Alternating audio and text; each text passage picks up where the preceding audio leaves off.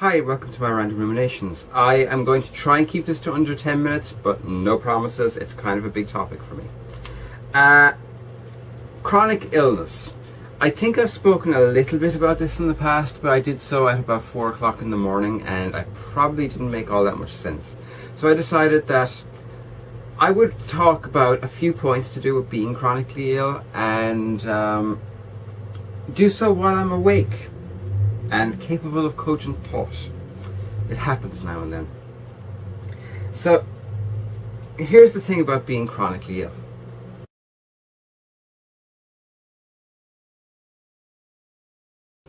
Every aspect of your life, everything from your diet through to how and when you can exercise, to what you can do in your social life, to the people you can hang around with even.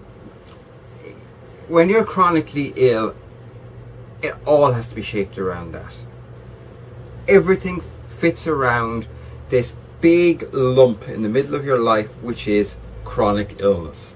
And it's a jagged lump and it's kind of irregular, and the rest of your life just has to socket into it. So, needless to say, parts get squished down until they're nothing.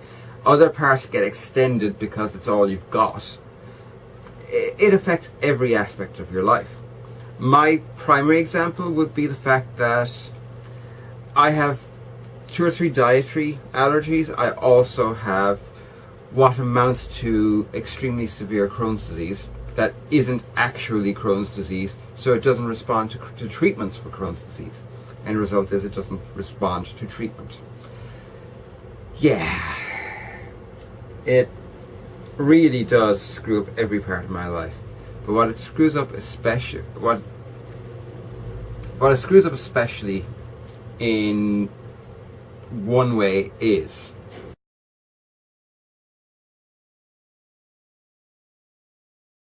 I've lost friends, I've lost lovers, I've lost social groups, I've lost people from my life constantly due to my illnesses. And it's understandable. It's hard being someone who is around someone who is relatively young but is sick all the time. It's stressful for other people. They find it hard to understand, they find it difficult to deal with, and it actually does upset other people. And then you add the fact that, you have the fact that you're unreliable. And my primary example of that is my friend Anya. I like to see her at least once a fortnight. It's now been, I think, about a month since I saw her, because I just can't get into town to see her. It's certainly not that I don't want to see her, I do, but I physically can't get into town. My mum, who lives at the other end of the country, I haven't seen her in a month. Actually, it's 5 weeks now. And it's probably going to be another 5 weeks before I see her again, because my health is so bad I can't get onto a train and reliably say I'll be down tomorrow. I can't. It affects all of your relationships, and it affects it in really obscure ways. Like, for example, I get really embarrassed going to the bathroom. My response to it is to talk about it and make jokes about it, but I find it humiliating. I'm a 37-year-old who always has diarrhea, and I'm always convinced I smell. That kind of self-doubt and worry, it gets to you over time. It causes problems over time, and it causes problems with the people around you, which really sucks because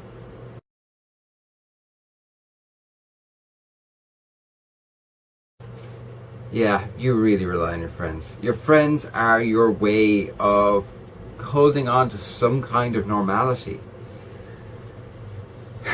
And it's hard to hold on to friends when you're sick all the time. So you have this thing where you rely on your friends to know what the regular world is like, because, well, in my case, I'm essentially housebound 5 days of the week, if not 7. Quite often it's 7. And because I'm housebound, I don't see people. I don't talk to people. I I don't get to hold on to a sense of what normal life is like, except for through my friends, which frankly Facebook has been an absolute boon for. Prior to Facebook, I was far more depressed and far more cut off and far more disconnected from the rest of the world. But again, that relies on friends. And yeah, it sucks. But it doesn't quite suck as much as the fact that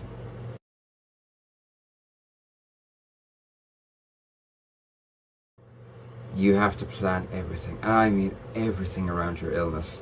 I have to plan where I can eat when I go out. I have to plan where I go around where I can eat. Either that or I have to carry food with me. I have to be certain that there are toilets that can be easily accessible every step of my day. So, for example, if I'm going to Cork to see my mum, I can't travel by bus. Aside from anything else, once I sit on a toilet, I can be on the toilet for an hour. I have on occasion been on the toilet for 2 hours. If there's only one toilet on the bus, that's going to result in someone kicking the door in and beating the shit out of you. As if the tits and the rest aren't enough of a reason for people to kick the shit out of me. But you're in the, so you have to plan every aspect of your day around it, and you have to plan for contingencies. If this happens, what am I going to do? A lot of my contingency planning is wrapped up in a emergency kit that I carry with me. That includes things like maternity pads, which are like panty liners pads, but tennis lady or whatever they're called, but a hell of a lot more absorbent. It means carrying baby wipes, medications, painkillers, all the things I could possibly need have to be with me all the time. A change of underwear. Some days a change of pants. It sucks. Everything has to be planned. Everything has to be planned around my illness. But what's worse than that,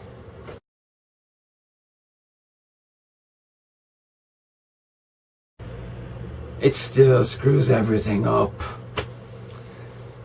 Give you an example.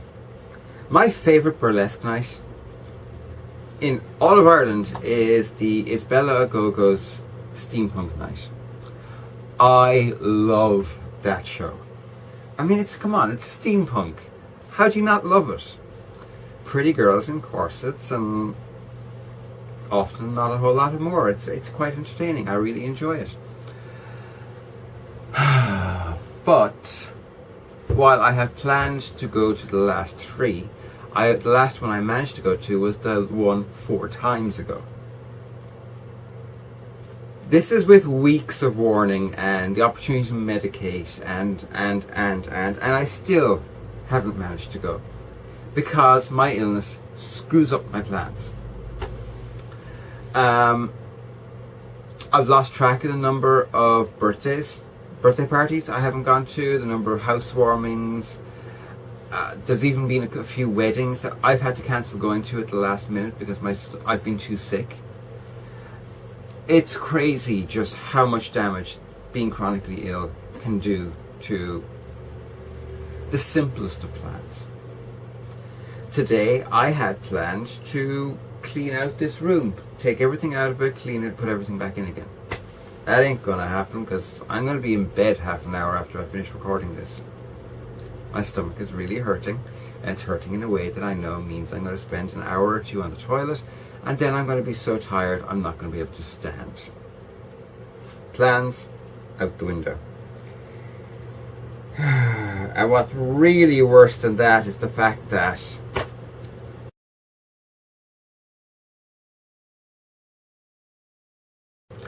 I'm sick so often. Seriously, if someone sneezes outside of my living room window, I get a cold. Whether this is because my immune system is compromised, which apparently is not so because I have been to an immunologist, and my immune system is pretty okay. I have a few allergies, yes, but that's it. You know, I thankfully do not have lupus. I thankfully do not have other problems which are just as serious and potentially dangerous. But I get 8, 9, 10 infections a year. I have a perpetual sinus infection that I cannot get rid of. I get kidney infections a lot. I get bladder infections a lot. I get infections in my mouth.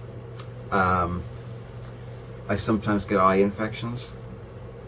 I have this thing that happens where my skin literally falls apart in big patches. It just dissolves. It vanishes overnight. One day it's there, and when I wake up the following morning, I'll have a patch of just raw flesh with no skin on it, and then that gets infected. I get colds a lot more. I get sore throats a lot more. I get the flu at least twice a year, and we won't even talk about my hay fever. I get sick all the time. Even if I have a good day with my stomach and my other health problems, or my other chronic problems, odds are I'm probably sick with something else. Fucking sucks. And what sucks even more because of that is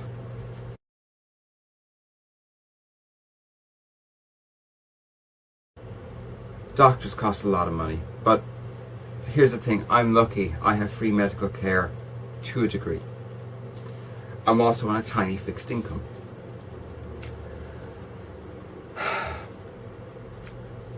About a month ago, I had a really severe kidney infection.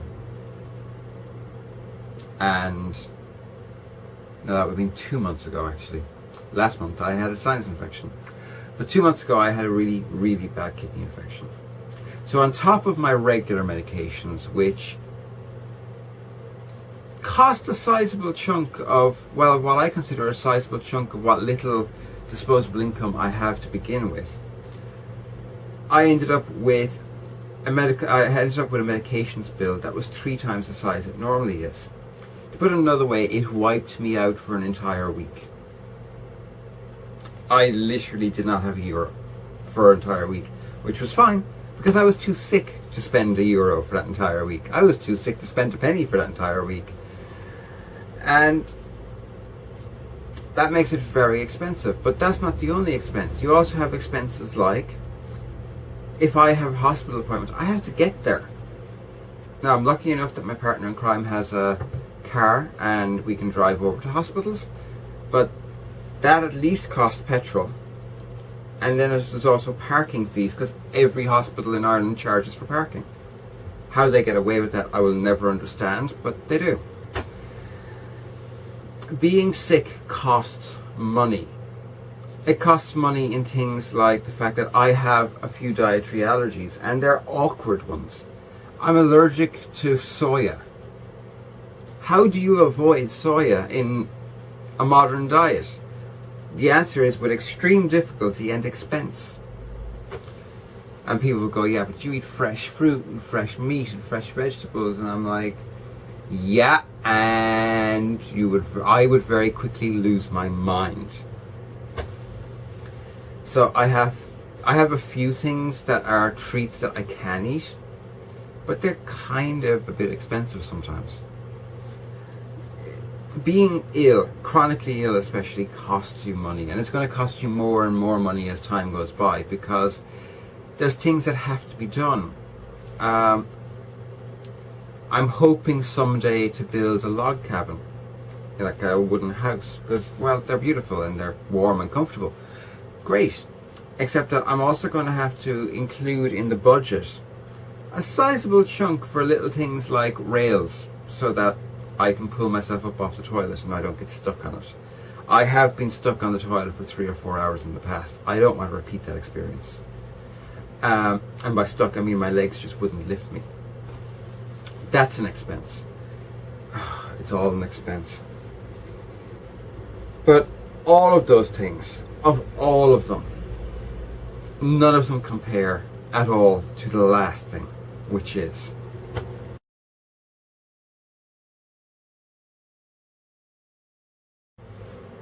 I'm terrified. I'm terrified right now. I have a ball of fear here that is just agonizing.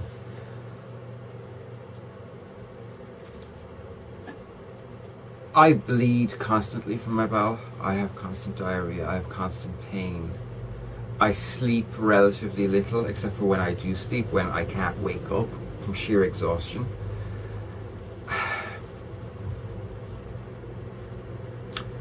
I go outside the door, I'm scared that I'll have an accident because, well, have you ever crapped yourself on a really packed bus while you were standing up? Because I have. And have you ever wetted yourself on a bus from just the pain that you're going through, that you lose bladder control? Because I have.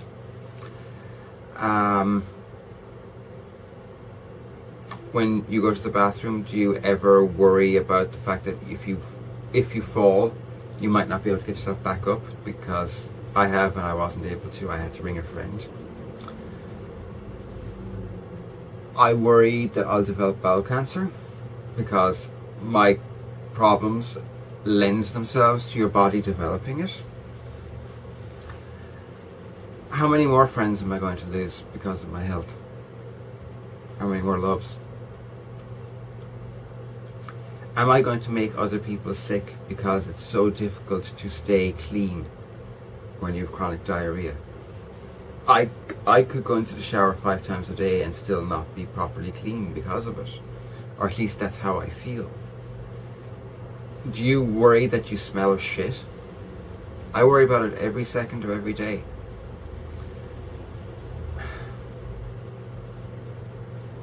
Being chronically ill is terrifying, and it's terrifying in every way imaginable.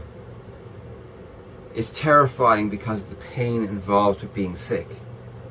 It's terrifying because you're always tired. It's terrifying because those things together make you more prone to being frightened. It's terrifying for all the things you can lose. It's terrifying for the fact that it's going to be so much harder for you to gain. It's terrifying because I have no security. None at all. It's terrifying because I could very easily become the shut-in that's found a month after she's died, after her dogs and cats have eaten her face. I could become that shut-in because I'm terrified of going out, because all it takes is someone to bump against me and I can lose bowel control. I can lose bladder control. I can end up on the floor curled around my stomach. I know because I have. I'm scared to go to shopping centres because there are staircases. And if I get a stomach cramp here, we have a switchback staircase. So it goes that way and then that way. If I fall, I'm going to fall 5, maybe 6 feet at most, and then I'll come to a wall and I'll probably be able to stop myself. Shopping centres, not so much. Big, long staircases, hard ones with concrete floors. What if I get a stomach cramp that throws me onto the ground? Being sick is terrifying. Absolutely petrifying. Being chronically ill is petrifying. It's upsetting. It's painful. It fucks your life up massively. So what I would say is this. If you are the friend or family member of someone with a chronic illness, cut them a fuck ton of slack. Because they're really, really trying. It's just their body isn't letting them win. And I'm going to go now. I will talk to you all again on Sunday. Dark Souls tomorrow, Dark Souls 1 tomorrow, Diablo on Saturday, and yeah, I need to lie down and cuddle a puppy. Bye for now.